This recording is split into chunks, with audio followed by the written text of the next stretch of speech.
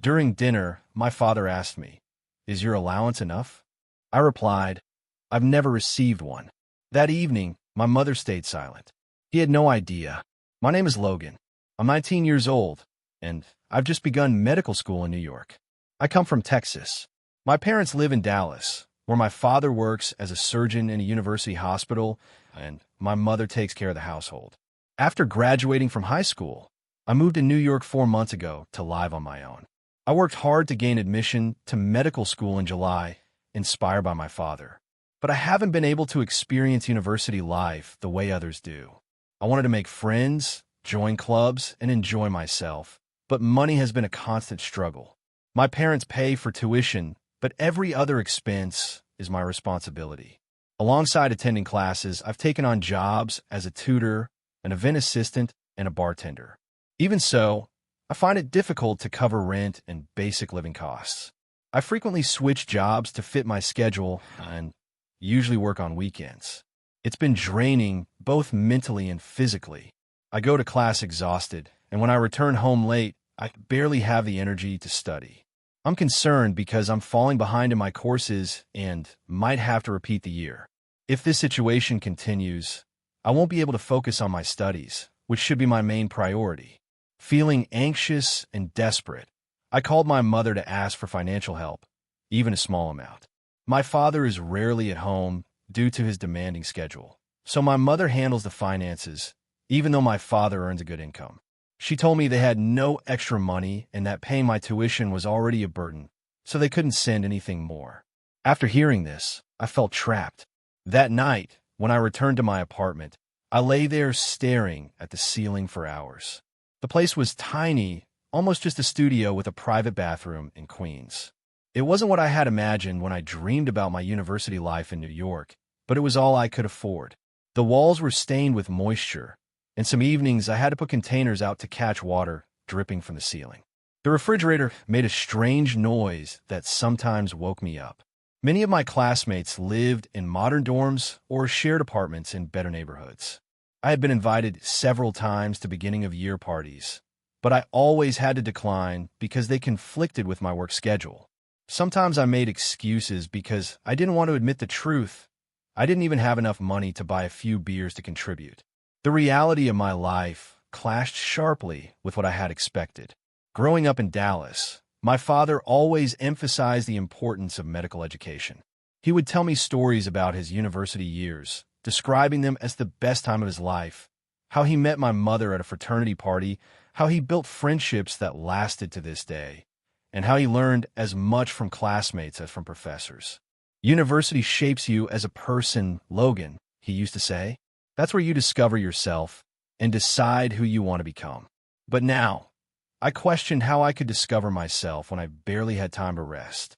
My daily routine was exhausting. I woke up at 5:30 a.m. to study for 2 hours before attending my first anatomy class at 8 o'clock sharp. After 4 hours of intense lectures, I rushed to tutor high school students for another 2 hours.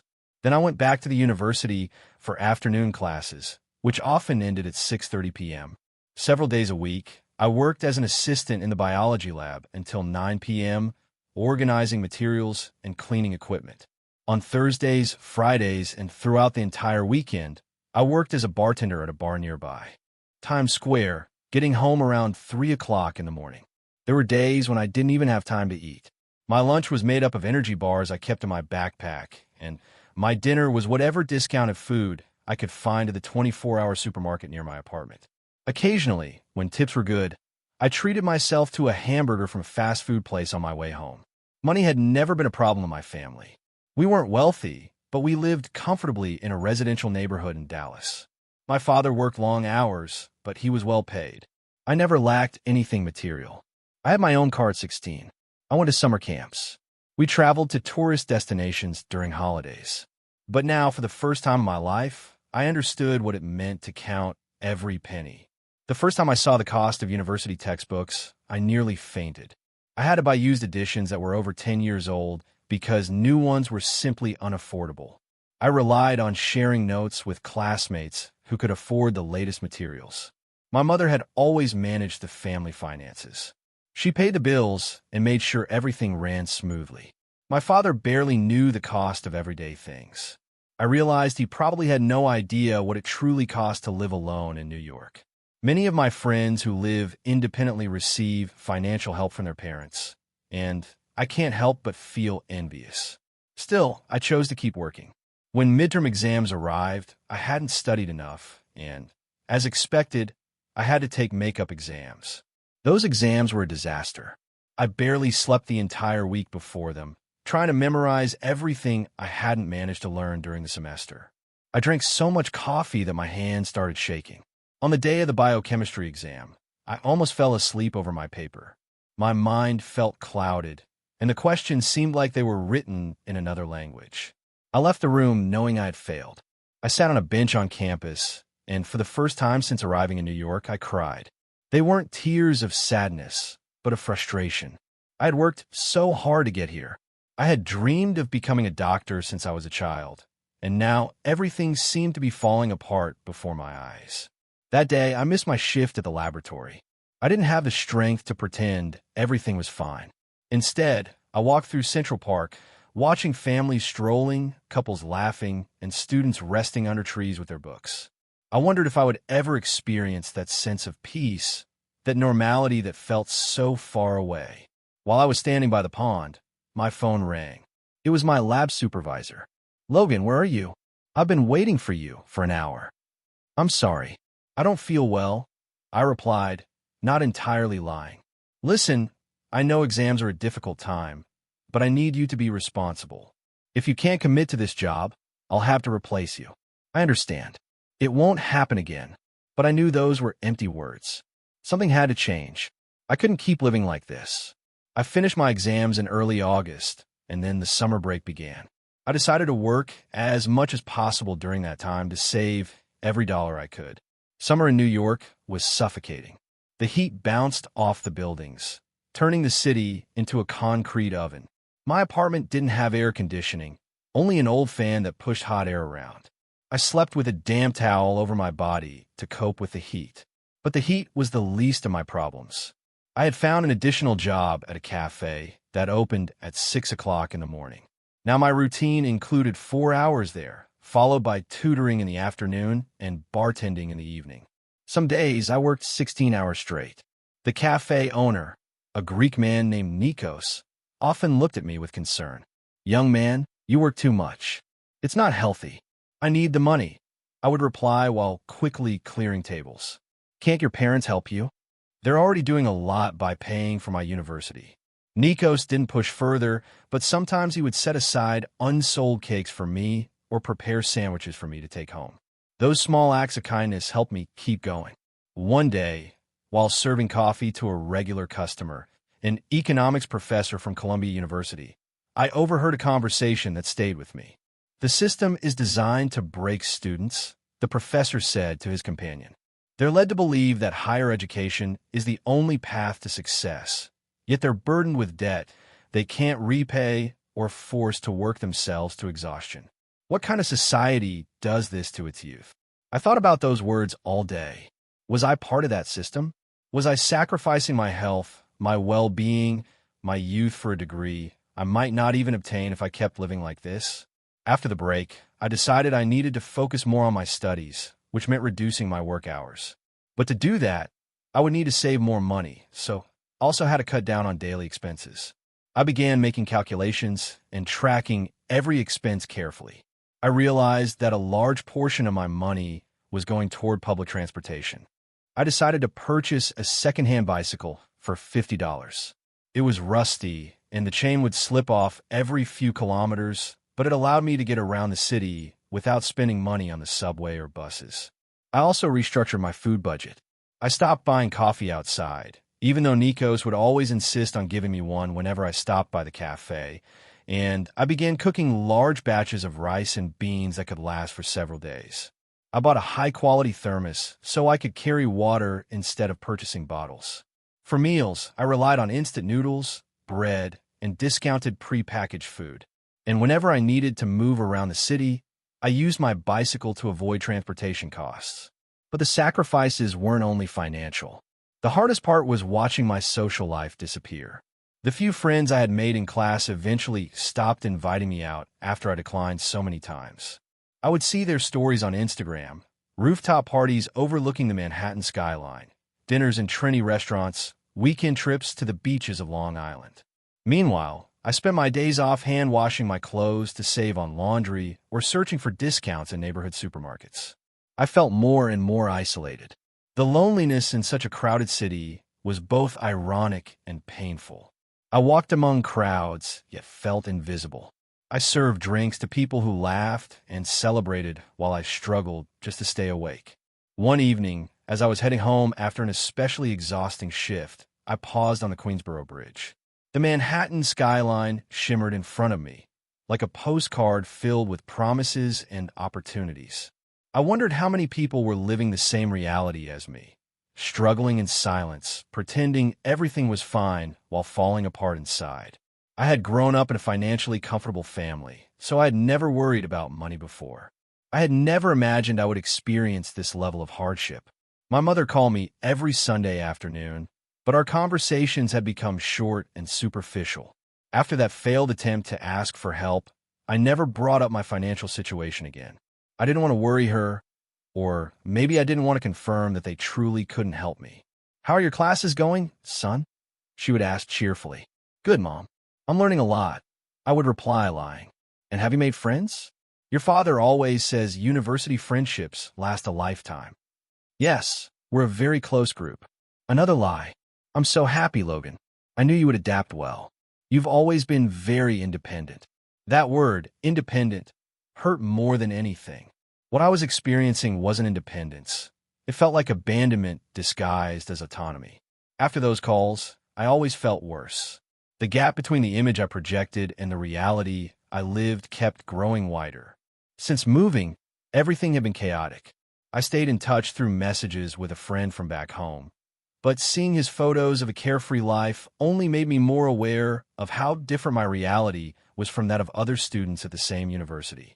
My only real friend there was Alex, a classmate who had noticed how constantly exhausted I looked. Unlike the others, he hadn't given up on me. He kept inviting me out, even though he knew I would most likely refuse.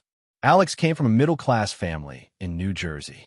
His parents had bought him a modest car and sent him a monthly allowance that, while not extravagant, allowed him to live without constant worry. He shared an apartment in Brooklyn with 2 other students, which significantly reduced his expenses. One Friday afternoon, while we were in the anatomy lab, Alex asked me again, "Do you want to come to a party tonight? It's at a friend's place in Williamsburg. Nothing fancy, just beer and pizza." I was about to give my usual answer when I realized that for the first time in weeks, I didn't have to work that evening. The head bartender had taken an extra shift, which meant I had the night off. "Well, I think I can make it tonight," I said, surprising even myself. Alex's face lit up. "Finally, I was starting to think you were some kind of alien." The party took place in a small but cozy apartment. There were about 20 people, mostly medical students and a few from other departments. At first, I felt awkward and out of place.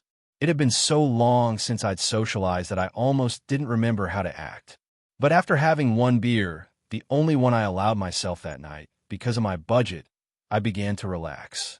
I spoke with a girl named Sophia, who was studying neurology, and shared my fascination with the human brain. I laughed at stories about eccentric professors. For a few hours, I felt normal again, like I belonged somewhere. When the party ended, Alex offered to drive me home. "I can take the subway," I said, already calculating the cost in my head. "No way. It's late, and it's not safe. Plus, I've got my dad's car this weekend." During the drive, Alex played music from the 80s, and we sang along to songs by Journey and Queen. It was the happiest I had felt since arriving in New York. "You should go out more, Logan," he said as we entered Queens. "Everyone misses you at gatherings." "I work a lot," I admitted. "I don't really have free time." "I know, but you gotta live too, right? University isn't just about studying and working." "For some of us, it is," I replied, more sharply than I intended. Alex stayed quiet for a moment, then asked gently, "Are you okay, Logan?" Honestly, I thought about lying again, about giving the same perfect answer I always gave my mother. But I was tired of pretending. "No, Alex, I'm not okay. I can barely pay my rent. I'm working 3 different jobs. My grades are dropping, and I feel like I'm failing at everything. My voice cracked as I finished speaking. Alex pulled over on a quiet street. Why didn't you tell me? We could have helped you. How? It's not like you could just give me money. There are other ways, sharing materials, cooking together. You could have even moved in with us. When Ben moved out last month, we had space. I hadn't even considered handling everything alone, that I never thought about solutions that involved others. And besides, Alex continued, there are scholarships and financial aid programs for students in your situation. Have you looked into them? I hadn't. The truth was, I barely had time to breathe, let alone research financial support options. I'll help you find information, Alex offered. And in the meantime, come have dinner with us whenever you can. Shannon always cooks too much. Shannon was one of his roommates, a gastronomy student who used her friends as test subjects for her culinary experiments. For the first time in months, I felt a small spark of hope. It wasn't much, but it was something. My classmates often invited me out, but I had to refuse because I didn't have the time or the money. I'm driving, let's go somewhere free. One of them texted me. I work every day, and I'm heading home soon for the holidays. I replied, are you sure you're okay? You always look exhausted in class. I think you're working too much, he said with concern. I have a clinical internship, and I need to cover my expenses. See you next term, I answered. My conversation with Alex made me reflect. Maybe there were more options than I had considered. The next day, I stopped by the university's financial aid office. There were applications for additional scholarships, better paid work-study programs than the ones I had, and even low-interest emergency loans for students. As I filled out the forms, my mother's words echoed in my mind. We don't have extra money. Was it possible they were actually struggling financially? My father earned a good salary as a surgeon, but maybe there were expenses I didn't know about. Or maybe this was just my mother's way of forcing me to become independent. That weekend, while working at the bar, I found myself studying the faces of the customers more carefully. Many were young professionals, likely in their first jobs after graduating. Some looked drained, with dark circles under their eyes and slouched shoulders, drinking to forget the week. Others were celebrating something, laughing loudly and ordering rounds. I wondered about all of them, what their lives were like. Had any of them gone through what I was experiencing? Had any of them collapsed from exhaustion while studying? Had they counted coins to afford the subway? Had they felt that tight knot in their stomach when checking their bank account before paying rent? The following Tuesday, I received a notification from the university. I had been granted a partial scholarship for students facing financial hardship. It wasn't a huge amount, $500 per month, but for me, it felt like a fortune.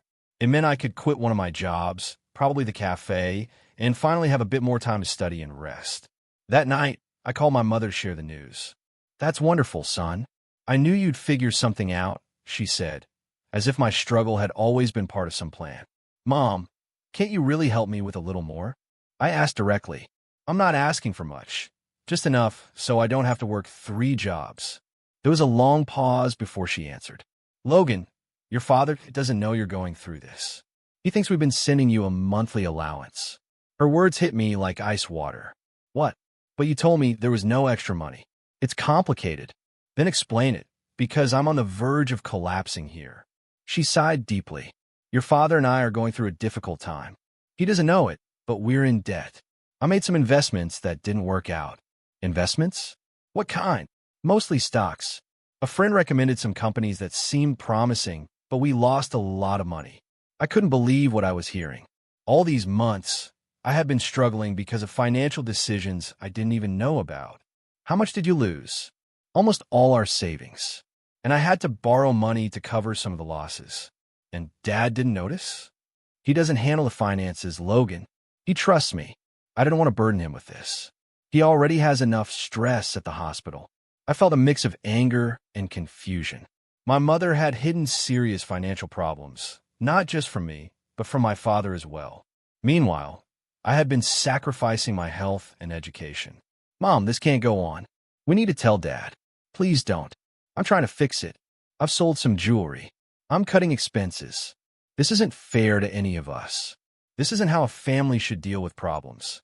The call ended without any resolution. I stared at my phone, feeling like I understood my own family less and less. Later, I went to my shift at the bar. But not long after starting, something unexpected happened. I fainted during service. It was a busy Friday night, and as I was carrying drinks, I suddenly felt dizzy. After that, everything went blank. When I regained consciousness, I was in the hospital. The doctor told me I had collapsed due to exhaustion and malnutrition. They gave me 4 fluids and discharged me the same day. The doctor who treated me was a young resident, only a few years older than me. He looked at me with both professional concern and personal understanding. "Medical student, right?" he asked while checking my vitals. "How did you know?" I recognized the signs: constant dark circles, multiple jobs, living off instant noodles. I was there not long ago. He gave me advice about nutrition and prescribed vitamins. But before I left, he sat beside my bed. "Listen, it's not really my place to say this, but medicine is a long journey. If you burn out in your first year, you won't make it to the end. And we need you. We need doctors who understand struggle, who have real empathy, not just something learned from textbooks." His words stayed with me. It was the first time someone truly saw my situation and treated it as something meaningful, something that could shape me into a better doctor. I immediately called my boss at the bar to apologize. He told me that when I didn't respond, he had called an ambulance right away and had also contacted my parents. "You've been taking too many shifts. I relied on you too much. I'm sorry. I want you to rest for the rest of the month," he said. That meant less income for me.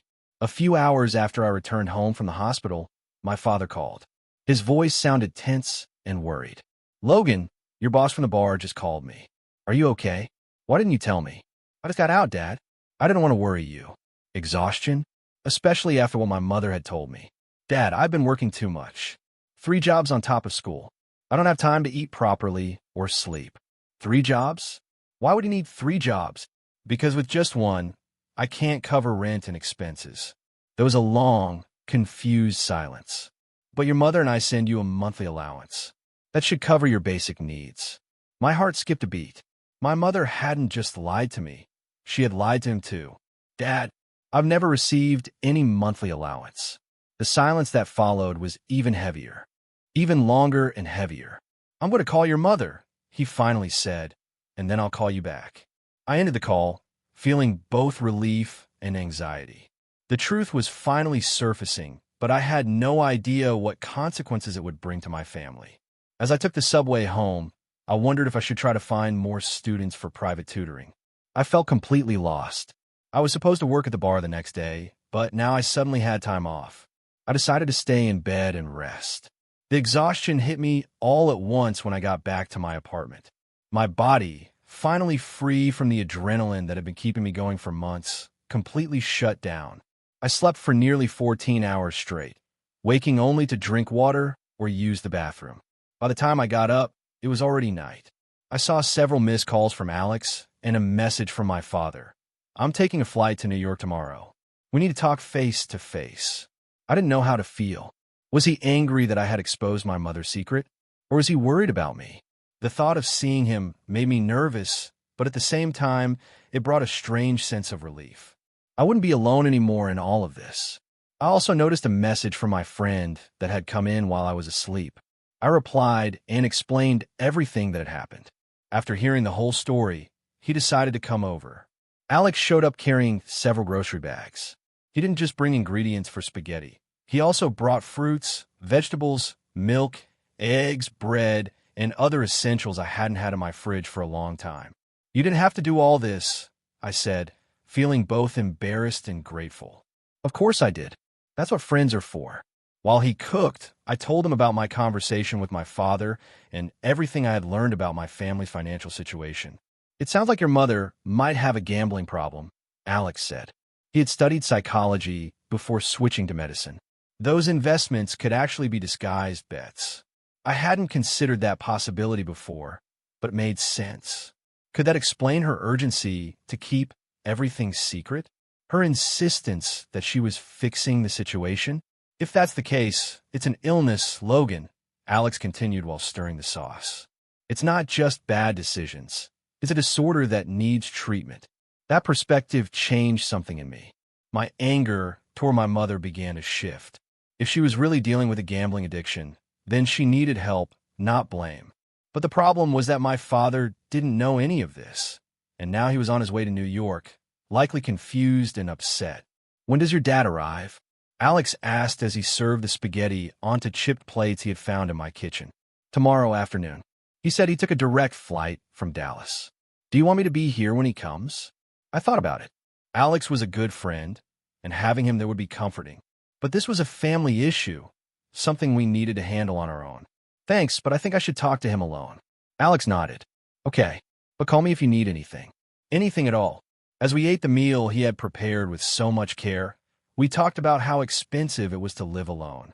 When I told him I wasn't receiving any financial support from my parents, he looked genuinely surprised.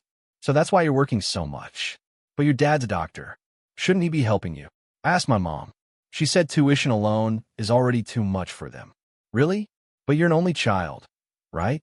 Maybe if you ask again, they'll help a little." She said not even a small amount. "That doesn't make sense." He paused, thinking. "I don't want to sound harsh, but maybe your father is sick, or maybe he lost his job." I doubt it. I spoke to him 3 days ago, and he mentioned a surgery he had just performed. Then what else could explain it? Are they buying a house? A yacht? Does your father have another family? I almost laughed at the absurdity of that last idea, but I held back. The truth was, I had no idea what was really going on. It had been months since I'd seen my parents in person. Our calls were always short and superficial. My father was rarely home when I called because of work. And my mother, well, now I knew she had been lying to me. "I don't know, Alex, but I'll find out tomorrow." After he left, I stayed alone with my thoughts. The exhaustion and my recent health scare had made everything feel more intense. I felt betrayed, confused, but also deeply worried about my parents. How serious were things back home? I barely slept that night. I kept waking up every few hours, each time with a different thought or concern. When morning finally came, I got up and cleaned my small apartment as best as I could. It was a bit ridiculous to worry about how it looked, given everything else, but I couldn't help myself. At 2 p.m., I received a message from my father. "I just landed. I'm taking a taxi to your place. I'll be there in about 45 minutes. Those 45 minutes felt endless. I paced back and forth, checking everything again, even though there was hardly anything to organize. I owned very little, just a few clothes, my medical books, an old laptop, and some basic kitchen items. Finally, the doorbell rang. I took a deep breath and opened the door. My father stood there with a small suitcase. He looked older than I remembered, with new gray hairs at his temples and lines of worry on his face. He studied me for a moment, almost like a doctor examining a patient, then pulled me into a tight embrace. "Logan, you really scared me." I hadn't expected that reaction. I thought he might be angry, confused, maybe even accusatory, but not this genuine, overwhelming concern. "I'm okay, Dad. It was just exhaustion." He let go of me and stepped inside, looking around the apartment carefully. "This place is small," he said, trying to sound neutral. "It's what I can afford," I replied, unable to hide a hint of embarrassment, although I knew it wasn't my fault. My father nodded slowly, then sat down on my only chair. I remained sitting on the bed. "I spoke to your mother," he said after a long pause, his tone serious and his gaze fixed on me. "And I asked her, even though I already suspected the answer. You were right. We never sent you a monthly allowance. Your mother told me you preferred to be independent, that you had refused our financial help." I felt anger rise in my throat. "That's not true. I asked her for help several times." My father nodded, as if he had already expected that response. "I know. I checked our bank accounts, something I should have done much earlier, and I found inconsistencies." "What kind of inconsistencies?" "Large withdrawals, transfers, references to accounts I don't recognize, loans I never knew existed." My chest tightened. Mom told me they were investments that went wrong. My father let out a bitter, humorless laugh. "They weren't investments, Logan. They were bets. Your mother has had a gambling problem for years. I thought she had overcome it, but it seems she only got better at hiding it." I felt a knot form in my stomach. Alex had been right. My mother was suffering from pathological gambling. How bad is it? I asked, already fearing the answer. My father rubbed his face with his hand, a gesture I remembered from my childhood. He always did it when he was overwhelmed or deeply stressed. Pretty bad. The house is mortgaged again, even though it was already paid off. There are multiple personal loans in her name, and the credit cards are completely maxed out. And my tuition? I pay that directly. At least that part is secure. I felt a small wave of relief. At least my education wasn't at risk. So what do we do now? I asked, suddenly feeling like a child waiting for guidance from his parents. My father looked at me with firm resolve. First, we fix your situation. No more multiple jobs, no more exhaustion. I'm going to open an account for you and send you a monthly allowance, enough for you to live properly and focus on your studies. But the debts, I'll handle them, and your mother will get professional help this time. This is not optional. I nodded, grateful for his clarity and decisiveness. And now, he continued, we're going to find you a better place to live. This apartment isn't suitable for anyone, especially not a medical student. It's not that bad, I muttered weakly, even though I knew it was. Logan, there's mold on the walls. I can practically hear rats. This place isn't healthy. I had no argument. The apartment was cheap for a reason, and I knew it. We'll fix it. If needed, I'll pay the penalty to break the lease early. His determination gave me a sense of security I hadn't felt in months. But one question still remained. Are you angry with Mom? My father exhaled slowly. I'm disappointed. I'm worried. And yes, I'm angry. But above all, I feel guilty for not being more present, for not noticing what was happening with her and with you. His words stayed with me. Despite everything, I couldn't place all the blame on him either. I had also stayed silent too long, too afraid or too proud to fully explain my situation. We both trusted too much, I said quietly. My father gave a sad smile. Seems we did. But now we're talking, and that's what matters. Over the next few hours, we made a plan together.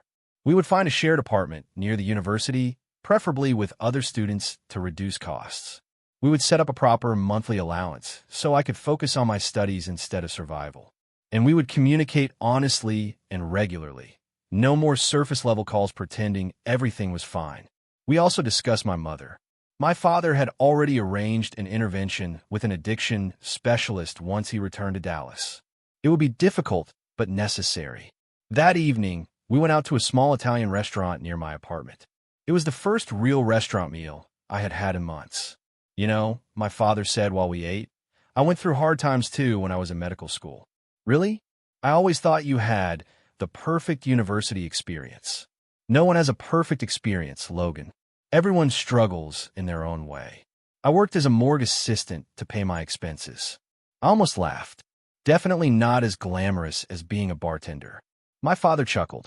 The point is, I understand struggle.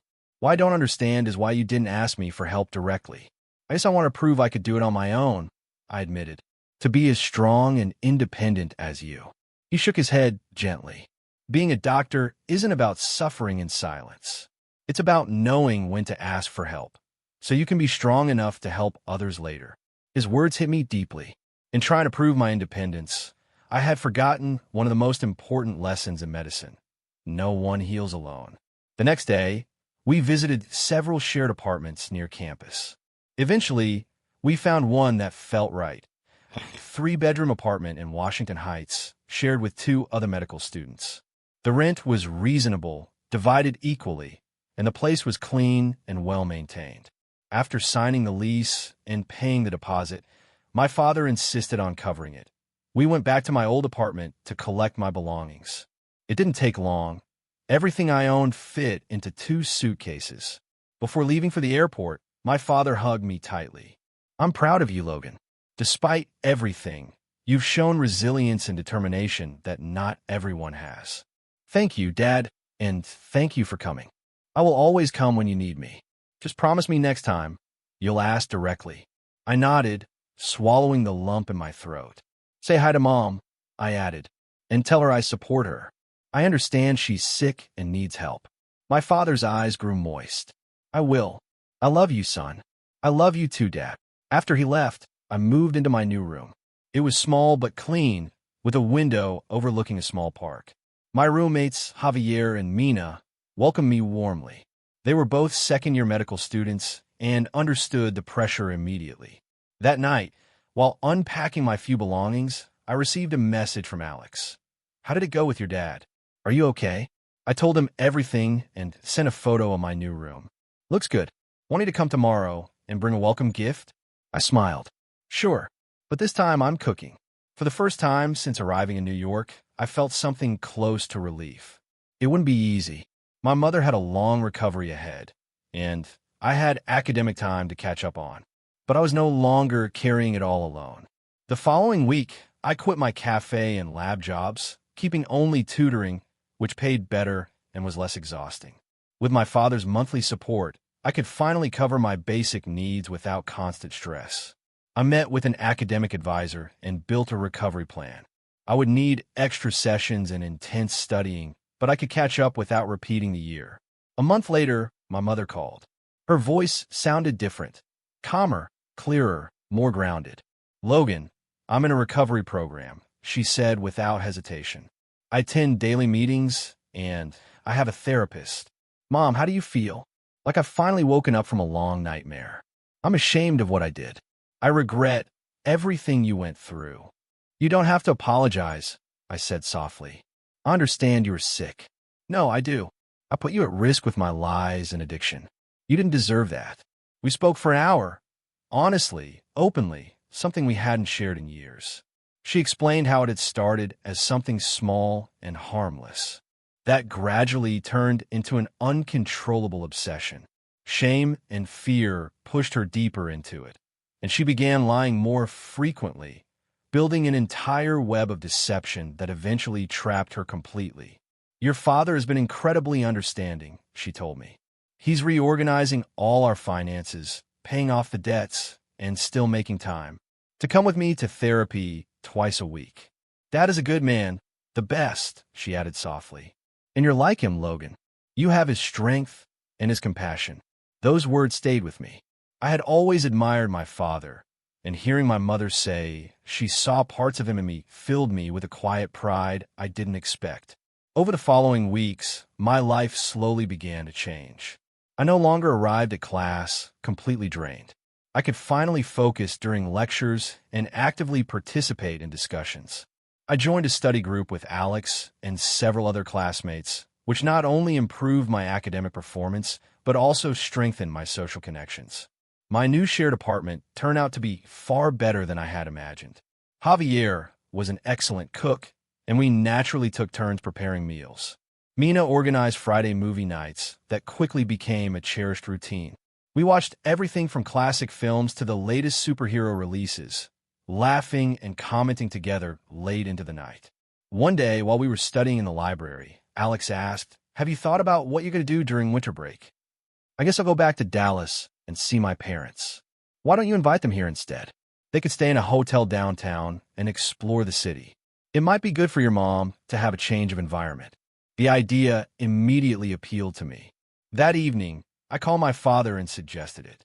After discussing it with my mother's therapist, who agreed it could support her recovery, they accepted and planned a trip to New York for the holidays. The reunion was emotional, but peaceful. My mother seemed healthier, calmer, more grounded. My father also appeared to have regained some of his usual warmth and humor. I showed them my new apartment, introduced them to my roommates, and to Alex, who had become an important pillar in my life in New York. One evening, as we ate dinner in a small restaurant in Greenwich Village, my father brought up something that had clearly been on his mind. "Logan," he said, "I've been thinking, have you ever considered specializing in psychiatry?" The question surprised me. I had always assumed I would follow his path into surgery. "Not really." "Why?" "Because you've shown a remarkable ability to understand and navigate complex emotional situations. What you went through this year, how you handled everything with your mother, it shows a level of empathy and resilience that would be incredibly valuable in psychiatry." I had never looked at my experience that way. I had always seen it as something I survived, not something that shaped a direction for my future career. "I'll think about it," I said honestly. My mother, who had been quietly listening, added, "Whatever specialty you choose, you'll be a wonderful doctor, Logan." because you've already learned the most important lesson. I looked at her. It's not just about healing others, she said softly. It's about knowing how to fall and how to rise again. Her words settled deeply within me. Despite everything that had happened, or perhaps because of it, I felt for the first time that I was truly on the right path. I had discovered a resilience I didn't know I had. I had built real friendships, and I had learned to ask for help when I needed it. Life in New York was still demanding. Medical school hadn't become easier, and there were still moments when the workload felt overwhelming. But I was no longer facing it alone. My parents were now genuinely present in my life again. I had Alex and my friends. And most importantly, I had a new understanding of what strength and independence really meant. When the winter holidays ended and my parents returned to Dallas, I felt both sadness and hope. I knew my mother's recovery would take time, and that rebuilding our family would require continued honesty and effort. But I also knew we had finally started moving in the right direction. The new semester began with even greater academic challenges. The material was harder, the exams more demanding, but this time I was ready. My schedule now included time for studying, rest, and even social life. I was no longer the exhausted shadow, just trying to survive each day. One afternoon in the library, Alex slipped a note onto my desk. "Remember when we met? I thought you were an antisocial snob. Glad I was wrong." I smiled as I read it. I had been wrong about many things too. Confusing suffering with strength, isolation with independence, silence with dignity. "Thanks for not giving up on me," I wrote back. Alex gave me a quick grin and returned to his books. In that moment, I thought back to that first dinner with my father, the question about my allowance that had started everything. A simple question, but one that had uncovered an entire hidden truth.